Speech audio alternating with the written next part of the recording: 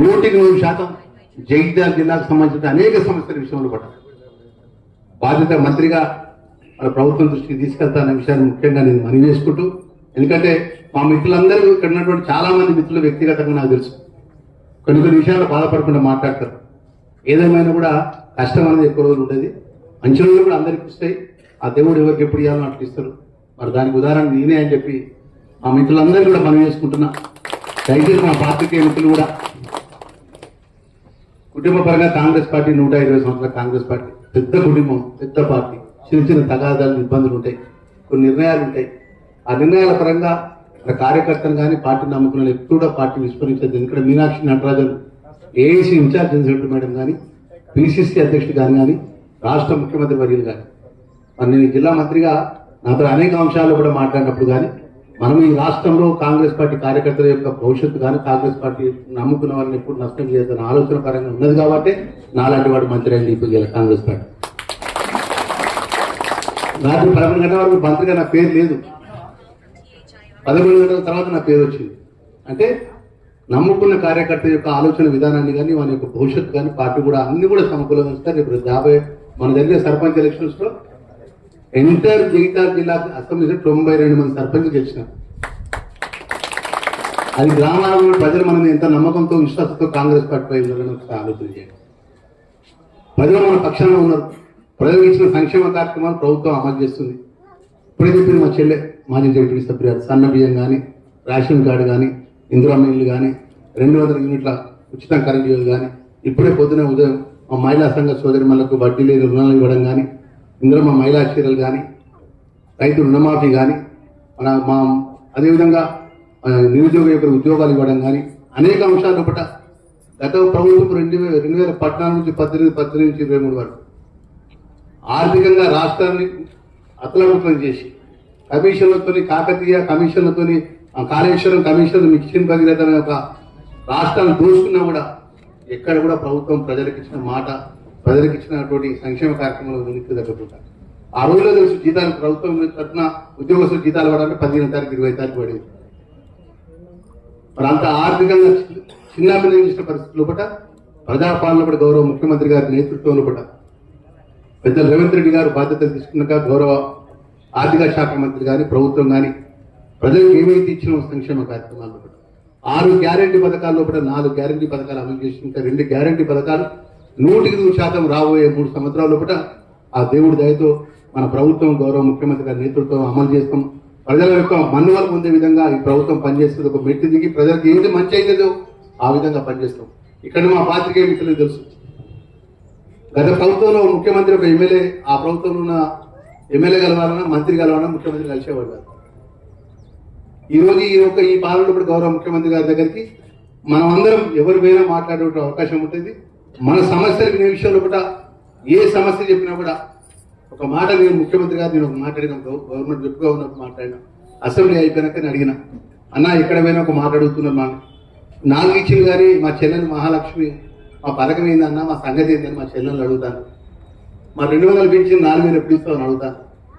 అంటే ఒక మాట చెప్పిన లక్ష్మణ సంవత్సరం అవుతుంది, ఇంకా 3.5 సంవత్సరాలు అంటే అసెంబ్లీ జరిగేటప్పుడు. ఏదేమైనా కూడా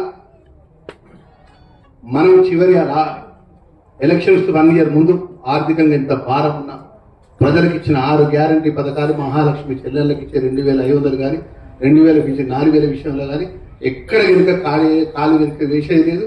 తప్పకుండా ప్రజలకు ఇచ్చిన మాట అమలు చేస్తాం తప్ప ముఖ్యమంత్రితో ఎవరు కూడా పడకండి.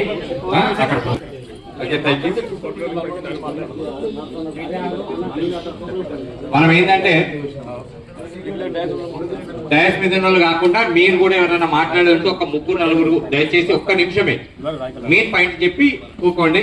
కొన్ని విషయాలలో ఏంటంటే చెప్పండి సార్. అలాగే మా రాయకల్ పట్టణం సార్ మొన్న గతంలో ఒక 5 సంవత్సరాల క్రితం మున్సిపల్ గా ఏర్పడింది సార్. ఇక్కడ 12 వార్డులుగా విభజించారు. అప్పుడు ధర్మపురి ముఖ్యమంత్రితో నిన్న ప్రజలకు ఉన్న ఆలోచనని వారు ముందు పెట్టిన జవాబు చెప్తాను.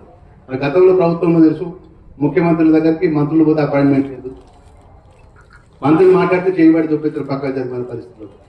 ఆ విధంగా పరిపాలన మేమే రాజులం, మేమే మంత్రం, ముచ్చటగా 3 సార్ అంటాం. నేను చివరిగా ఒక మాట చెప్తున్నా మా మిత్రులందరికీ, మా పెద్దలు జీవన్ రెడ్డి గారి ముందు, నిజంగా ఈసారి గిట్ట ప్రజలు గిట్ట మనం చల్లగా చూడకుండా మూడోసారి గిట్ట కేసీఆర్ ప్రభుత్వం వస్తే మనందరం ముందుమా? మన కష్టము ప్రజలు దీవెనార్థి ఇచ్చింది, మన ప్రభుత్వం తెచ్చుకున్నాం, మనం కష్టపడి ప్రభుత్వం తెచ్చుకున్నాం, ప్రజల పక్షాన్ని నిలబడాలి. మనకి ఇబ్బందులు ఉంటే ఆ ఇబ్బందులు పెద్దలు తీరుస్తారు. ఈ జిల్లా మంత్రిగా ఏ రాత్రి ఎవరు ఎప్పుడు పిలిచినా వస్తా, ప్రతి శనివారం ఆదివారం ధర్మపూర్లో ఉంటా. జిల్లా పెద్దలు జీవన్ రెడ్డి మన సీనియర్ నాయకులు కష్టాల్లో నారాయణ సామాన్య కార్యకర్త నిలబడ్డారంటే అది పెద్ద జీవన్ రెడ్డి గారి యొక్క ఇచ్చినటువంటి బలము శక్తి. ఈ సందర్భంలో లక్ష్మణ్ కుమార్కి 3 సార్లు ఇచ్చినాం, 4 సార్లు ఇచ్చినాం, ఎన్నిసార్లు టికెట్ ఇస్తారా అంటే కూడా నాకు ఢిల్లీ పెద్దలు కానీ రాష్ట్ర పెద్దలు అడిగింది, ఏమైనా జీవన్ రెడ్డి గారికి నీకు బాగా సొంత ఊరు కాకపోతే నువ్వు ఆ ఊర్లో ఓటేపిస్తావా, నీ జగితాలను బలమైన నాయకుడు అంటే నేను ఆ ఊరు జగితాల ఓటర్ని కాస్తా, నేను సార్ సొంత ఊరు కాదు, ఓన్లీ నేను సామాన్య కార్యకర్తను, ఒక దళిత వర్గం వచ్చిన వాడిని, సామాన్య కుటుంబం వచ్చిన వాడు, కాంగ్రెస్ పార్టీ నమ్ముకున్న వ్యక్తి నా ఆలోచన కొద్ది సార్కు ఉన్నటువంటి అనుభవాన్ని బట్టి ఒక ఎవరికి అన్యాయం జరుగుతుంది, ప్రజలకు అన్యాయం జరుగుతుంది, పార్టీని నమ్ముకున్న వ్యక్తికి అన్యాయం జరుగుతుంది నా పక్షాన్ని నిలబడ్డాడు తప్ప నేను సార్ ఎన్నుడు ఓటేయాలి. ఎలక్షన్ అప్పుడు నా ధర్మపురి తిరుగుతా కానీ సార్ టిక్టాలకు వచ్చి ఓటేయమని తిరిగేస్తారని చెప్పాడు. ఎందుకంటే నా ధర్మపురి ప్రాంతాన్ని ప్రాతినిధ్యం చేసిన కాబట్టి యథార్థమైన విషయం మా కార్యకర్తలందరూ పని చేసుకుంటూ మరి ఇంత గొప్పగా మరి రాత్రి నుంచి ఫ్లెక్సీలు కట్టి మా అన్న వస్తుండని చెప్పి మరి నన్ను స్వాగతం పెరుగుతున్న అందరూ కూడా చెప్తున్నా, ఎప్పుడు కూడా సామాన్యంకి వెళ్ళి కిందికి నడుచుకుంటూ వచ్చుకోవాలి, కింద చూసుకుంటూ వస్తుంది తప్ప పైన ఎప్పుడు కూడా మీరు ఎప్పుడు పిలిచినా వస్తా, ఏ కష్టంలో వస్తా, ఏ ఇబ్బందుల్లో వస్తా. 3 సంవత్సరాలు కూడా మన కాంగ్రెస్ పార్టీ పక్షాన మన చెల్లెలకు, మన అక్కలకు, మన తల్లులకు, ఇక్కడ కాంగ్రెస్ పార్టీ పెద్దలందరూ కూడా కాంగ్రెస్ పార్టీ కార్యకర్తలకు, కాంగ్రెస్ పార్టీ నాయకత్వానికి, కాంగ్రెస్ పార్టీ నమ్ముకున్న ఎవ్వరికి అన్యాయం జరగకుండా చూసే బాధ్యత నాది. మీకు భవిష్యత్తులో కూడా ప్రభుత్వం అండగా ఉంటుందనే విషయాన్ని మనవి చేసుకుంటూ మరొకసారి మా మీడియా మిత్రులందరూ కూడా నేను మనవి చేసేది ఏంటంటే, మా పార్టీ పరంగా ఏదైతే ఈ రోజు ఉన్నటువంటి జగన్నాథపురం సంబంధించినటువంటి డెవలప్మెంట్ కానీ, ఇక్కడ నుండి లంబాడి తండలు కానీ, అదే గిరిజన వాసాలు కానీ, నేను ట్రైబల్ మినిస్టర్కి చెప్తున్నా, ఇక్కడ జిల్లా కలెక్టర్ ద్వారా చెప్తా, ఇక్కడ నుండి ఇక్కడైతే ట్రైబల్ పరంగా ప్రత్యేకమైనటువంటి రోడ్ల విషయంలో కానీ, మౌలిక సదుపాయాల విషయంలో కానీ ఎన్ని ప్రతిపాదనలు వస్తాయి, అన్ని ప్రతిపాదనలు ట్రైబల్ మినిస్టర్గా నిశ్చితంగా సిద్ధంగా ఉన్నా. మా మీడియా మిత్రులకు చెప్తున్నా, మా వాళ్ళు ఎవ్వరు మా ట్రైబల్ ఆదివాసులు కానీ, ట్రైబల్ కానీ, గ్రౌండ్ కానీ, అన్న స్కూల్ భవనం కావాలి, ఒక ఫంక్షన్ కావాలి, లేకపోతే రోడ్డు లేదన్నా కూడా ప్రత్యేకంగా, ఎందుకంటే సుమారు 740 కోట్ల రూపాయలు ట్రైబల్ ఫండ్స్ ఉన్నాయి, దాంట్లో 450 కోట్ల రూపాయలు ఖర్చు, 200 కోట్ల రూపాయలు మిగులు బడ్జెట్ ఉన్నది. తప్పకుండా రేపు జగన్నాథపురం కోసం టెండర్ అయితే కూడా నెల ఎట్లా కావాలి ఆయన మీరు కాంట్రాక్ట్ పని కంప్లీట్ చేస్తున్నారు, అట్లా డబ్బులు ఇప్పిస్తాను. అది నా బాధ్యత. ఎందుకంటే ప్రజలకు తొందరగా ఎండాకాలంలో కూడా బ్రిడ్జి ప్రజలకు అందుబాటు వచ్చే విధంగా ఇప్పుడు చెప్పిన 6 కోట్ల రూపాయల మాదిగ కుంటకు సంబంధించినటువంటి ఆ ఒక ఏదైతే బడ్జెట్ విషయంలో కానీ, ఇంకా 2 కోట్ల విషయాల్లో కానీ, అదనంగా ఈ ప్రాంతానికి సంబంధించి అనేక కుల సంఘాల పరంగా కానీ, యువతకు సంబంధించిన విషయంలో కానీ మరి అన్ని విధాలు కూడా రాష్ట్ర ప్రభుత్వం గౌరవ ముఖ్యమంత్రి గారి నేతృత్వంలో కూడా జిల్లా మంత్రిగా అన్ని విధాలు కూడా మీకు అందుబాటులో ఉంటారన్న విషయాన్ని మనవి చేసుకుంటూ మరొకసారి మా మిత్రులందరూ కూడా ఇంత పెద్ద ఎత్తున ప్రేమతో నాకు స్వాగతం పలికిన మిత్రులందరూ కూడా మనస్ఫూర్తిగా ధన్యవాదాలు, మనస్ఫూర్తిగా నమస్కారం తెలియజేసుకుంటూ రామాజపేట బతుకమ్మ పూర్తి చేయాలనుకుంటూ తప్పకుండా ఏది ఉన్నా కూడా బ్రిడ్జికి సంబంధించిన ఏ విషయం ఉన్నా కూడా తప్పకుండా బాధ్యతగా 100% మీరు చెప్పిన ప్రతిపాదన ఏదైనా కూడా ప్రభుత్వం ద్వారా నిధులిపించే విషయంలో కూడా నా ప్రయత్నం చేస్తానని చెప్పి ఊహిస్తూ ఆ పాత్రికేయ మిత్రులందరూ కూడా 2 సంవత్సరాల క్రితం సామాన్య కాంగ్రెస్ పార్టీ కార్యకర్తలు ఎన్ని ఇబ్బందులైనా, ఎన్ని కష్టాలైనా కార్యకర్తలను వదిలిపెట్టకుండా, పార్టీని వదిలిపెట్టకుండా, ఎన్ని అవమానాలు భరించిన ప్రజలు గొప్పవాళ్ళు, ప్రజలు చల్లగా ఎప్పుడైనా తప్పకుండా చూస్తారు.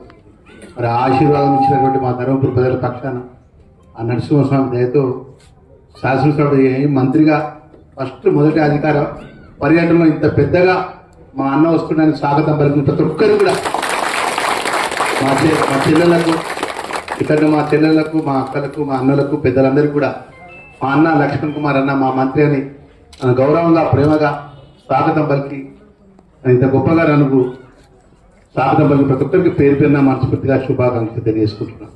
కష్టపడి వచ్చిన వారికి ఆ కష్టం విలువ తెలుసు, కార్యకర్త విలువ తెలుసు. నేను ఎక్కువ మాట్లాడకుండా గత కొద్ది నెలలకెళ్ళి జిల్లాకు సంబంధించిన అనేక విషయాలు కానీ, పార్టీ బలోపేత విషయంలో కానీ, నేను మంత్రిగా బాధ్యతలు తీసుకున్న సందర్భంలో ఒకట ట్రైబల్ శాఖ నా దగ్గర ఉంది. నేను ఛార్జ్ తీసుకోవడానికి ఇంకొక 15 నిమిషాలు కుర్చీలో కూర్చున్న ముందు సార్ నాకు గుర్తు చేశాడు. నువ్వు జగిత్యాల జిల్లా నుంచి ప్రాతినిధ్యం చేస్తున్నావు లక్ష్మణ్ కుమార్, నువ్వు మంత్రిగా బాధ్యతలు తీసుకుంటున్నావు. మన జగన్నాథపురం సంబంధించిన ట్రైబల్ డిపార్ట్మెంట్ ఉన్నది. ఈ ప్రిన్సిపల్ సెక్రటరీ శరత్ గారు కూడా పక్కనే ఉన్నారు, పిలవండి అని చెప్పి వెంబడి పిలిచిండు. మా జగన్నాథపురం సంబంధించిన ఫైల్ ఏదైతే ఉన్నదో ప్రతిపాదనలు వచ్చి రెడీగా ఉన్నది, మీ డిపార్ట్మెంట్లో ఉన్నది. వెంబడి ఆ సంబంధించిన సెక్రటరీ పోయి ఆ ఫైల్ తీసుకొని వచ్చిండు. సార్ ఫైల్ రెడీగా ఉన్నదని. నేను జిల్లా పరిషత్ చైర్పర్సన్గా జిల్లాను నేను నడిపించిన, నాకు తెలుసు రూల్స్ పొజిషన్ ఏంది, చట్టం ఏముంటుంది, ఒక మంత్రిగా నా బాధ్యత ఏదో నాకు తెలుసు. కాబట్టి వెంటనే ఒకటే మాట చెప్పాను, నా ప్రాంతం నా జిల్లా నన్ను ప్రజలు చల్లగా చూసి, మా ధర్మపురం ప్రజలు చల్లగా చూసి, మా జిల్లా ప్రజలను చల్లగా చూడాల్సిన బాధ్యత నాకు ఉంటుంది. కాబట్టి ఆ జగన్నాథపురం బ్రిడ్జికి సంబంధించిన వెంబడి తక్షణమే శాంక్షన్ సంతకం పెట్టి ఈవినింగ్ కదా జీవో ఇవ్వాలని చెప్పేసి ఆదేశాలు రావడం జరిగింది. దానిలో భాగంగా ఏదైతే టెండర్కి సంబంధించినటువంటి ఆ డిపార్ట్మెంట్ ట్రైబల్ డిపార్ట్మెంట్ మొత్తం నా దగ్గరే ఉంటుంది. కాబట్టి సిఈ గారు కూడా గత 3-4 సార్లు పెద్దలు జీవన్ రెడ్డి గారు ఫోన్ చేస్తే దానికి సంబంధించినటువంటి టెండర్ ప్రాసెస్ కూడా కంప్లీట్ అవుతున్న విషయాన్ని కూడా మనవి చేసుకుంటూ, మరి ముఖ్యంగా ఏదైతే ఈ యొక్క రాయకల్కి సంబంధించినటువంటి వివిధ సమస్యలు ప్రత్యేకంగా మాదిక కుంట అని ఒక పేరు మీద ఉన్నటువంటి కుంట అత్యంత ప్రమాదకరంగా ఉన్నది. సుమారు ఒక 6 కోట్ల రూపాయల రాష్ట్ర ప్రభుత్వం ద్వారా నిధులు విడుదల చేయాలని చెప్పేసి ఇక్కడ ఉన్నటువంటి ప్రజల పక్షాన పెద్దలు జీవన్ రెడ్డి గారు ఇక్కడ అందరం కూడా మీడియా మిత్రుల ముందు వారు వినతి పత్రం ఇవ్వడం జరిగింది. అదేవిధంగా 2 కోట్ల రూపాయలు అదనంగా ఫైర్ స్టేషన్ సంబంధించిన విషయాన్ని కూడా చెప్పడం జరిగింది. తప్పకుండా దానికి సంబంధించినటువంటి ఇరిగేషన్ మంత్రి గారు రేపు కోరుట్ల మెడికల్కి వస్తాను ఉదయం ఫోన్ చేసినారు. వారికి ఒక రిప్రజెంటేషన్, ముఖ్యమంత్రి గారికి రిప్రజెంటేషన్ వ్యక్తిగత జిల్లా మంత్రిగా నేను చెప్పి దానికి సంబంధించిన సమస్య పరిష్కారానికి నా బాధ్యత నిర్వర్తిస్తానని చెప్పి ఈ సందర్భంగా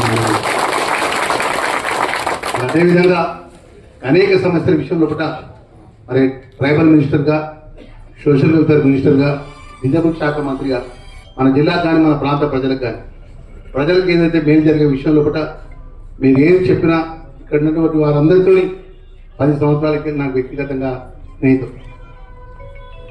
జగిత్యాలలో ఒక జిల్లా కాంగ్రెస్ అధ్యక్షుడిగా ధర్నా చేయాలనుకుంటే రాయకల్కలు గుంపులుగా కార్యకర్తలు వస్తుంది. ఒక్కసారి 10 ఆటలు 20 ఆటలు ధన్మ వచ్చి దిగుదు. రాయకల్ వచ్చినాక అక్కడ జగిత్యాల జిల్లా మా ధర్మపురం ప్రాంతానికి వచ్చిన తర్వాత రాయకల్ వచ్చినాక ఫుల్ ఫ్లెజ్డ్గా ఆ నిరసన కార్యక్రమానికి అప్పుడున్న ప్రభుత్వానికి వ్యతిరేక విధానాల మీద జిల్లా కాంగ్రెస్ అధ్యక్షుడిగా పెద్ద జీవన్ రెడ్డి గారు, నేను కానీ కాంగ్రెస్ పార్టీ కుటుంబ సభ్యులందరం పోలీసులు అరెస్ట్ చేసినా రోడ్ల మీద కూర్చొని ఎంత ఇబ్బంది అయినా కూడా మనం అప్పుడున్నటువంటి ప్రభుత్వం వ్యతిరేకంగా ఇక్కడ కార్యకర్తలు కష్టపడి పనిచేసినాం. ప్రతి ఒక్క చెల్లె తెలుసు, ప్రతి ఒక్క అన్న తెలుసు, ప్రతి ఒక్క పెద్దలు కూడా తెలుసు. దయచేసి రాజకీయంగా పెద్దలకు సంబంధించినటువంటి సమస్యలు కూడా పరిణామాల విషయంలో కూడా పెద్దలు అన్ని కూడా గమనిస్తున్నారు. వీళ్ళు గమనిస్తున్నారు కాబట్టి నందన జిల్లా కాంగ్రెస్ అధ్యక్షుడైంది. పెద్ద జీవన్ గారు ఒకటే మాట మాట్లాడినట్టు నేను ఎంటైర్ మొత్తం మా జగిత్యాల జిల్లా తరఫున నేను నందన జిల్లా కాంగ్రెస్ పార్టీ అధ్యక్షుడిగా ప్రతిపాదన చేస్తున్నాను. పెద్ద జీవన్ రెడ్డి గారి ప్రతిపాదన అధిష్టానం ముందు పెట్టడం జరిగింది. అన్ని బలైన వర్గాలు కదా 30-40 సంవత్సరాలు పార్టీని నమ్ముకొని పార్టీ పక్షాన ఉండడం ఒక అన్ని పరంగా అవకాశం రావడం వచ్చింది తప్ప ఈరోజు పెద్దలు జీవన్ రెడ్డి గారి నాయకత్వంలో కూడా మీరు మనం అందరం కష్టపడి పనిచేసినాం. మరి పార్టీ అధిష్టానం వారికి కానీ కాంగ్రెస్ పార్టీకి సంబంధించిన పెద్దలు కానీ మనకున్నటువంటి కొద్ది రోజులున్న సమస్యలన్నీ వారు అన్ని గమనిస్తున్నారు. ఈరోజు సోషల్ మీడియా చేయబట్టి మనం మాట్లాడిన సెకండ్లో పాటు ఇప్పుడు ఇది కూడా లైవ్ టెలికాస్ట్ పెట్టినా కూడా ఆశ్చర్యపో వెంబడైపోతుంది. ఆ విధమైన టెక్నాలజీ ఉంది. ఏదైనా సమస్య పరిష్కారం జరగాలి. నేను కార్యకర్తను పార్టీని నమ్ముకొని పార్టీ పరచుకుంటే నాలాంటి సామాన్యమైన కార్యకర్త నేను ఎప్పుడు కూడా జీవితంలో కూడా నేను అనుకోలేదు. నేను రాష్ట్ర కేబినెట్ లో ముఖ్యమంత్రి పక్కన కూర్చొని చట్టాన్ని చేసి ఆ చట్టాన్ని చేసి హక్కులలో నేను కూడా సంతకం పెట్టి అధికారం దేవుడు నాకు ఇస్తున్నాను అనుకోలేదు. నేను ఎమ్మెల్యేగా చాలనుకున్నాను. ఎందుకంటే 2009లో 1300 ఓట్లతో ఓడిపోయినా, 2014లో ఓడిపోయినా, 2018 గెలిచినాక ఓడగొట్టింది ఆ ప్రభుత్వం. అక్కడున్న కార్యకర్తలు, అక్కడున్న పార్టీ నన్ను కూడా ఎన్నో ఇబ్బందులు పెట్టి 16-17 కేసులు పెట్టిండు. తెల్లారి 4:30కు వచ్చి 3:30కు వచ్చి పట్టుకపోడు, కార్యకర్తలు ఇన్నాళ్ళు ఉంటే రాత్రి 1 గంటకు వచ్చి పట్టుకపోడు. అయినా కూడా ధైర్యంగా ఎదుర్కొన్నామంటే దేవుడు భగవంతుడు మంచి వాళ్ళకు నిజాయితీగా మనం నిస్వార్థంగా ప్రజల పక్షాన్ని నిలబడ్డాం కాబట్టి భగవంతుడు ఎప్పుడో కూడా మంచి చేస్తున్న నమ్మకంతో మేము ఉన్నాం. ఈరోజు ఇంత గొప్పగా రాష్ట్ర కేబినెట్ మంత్రిగా మా రాయకల్ మండలానికి ఈరోజు అధికార పరంగా రావడం, మా పాత్రికేయ మిత్రులు కూడా ప్రజల సమస్యల్లో కూడా ఆ యొక్క సమస్యలు పరిష్కారం చేసే గొప్ప అవకాశం దేవుడు నాకు ఇచ్చిండు.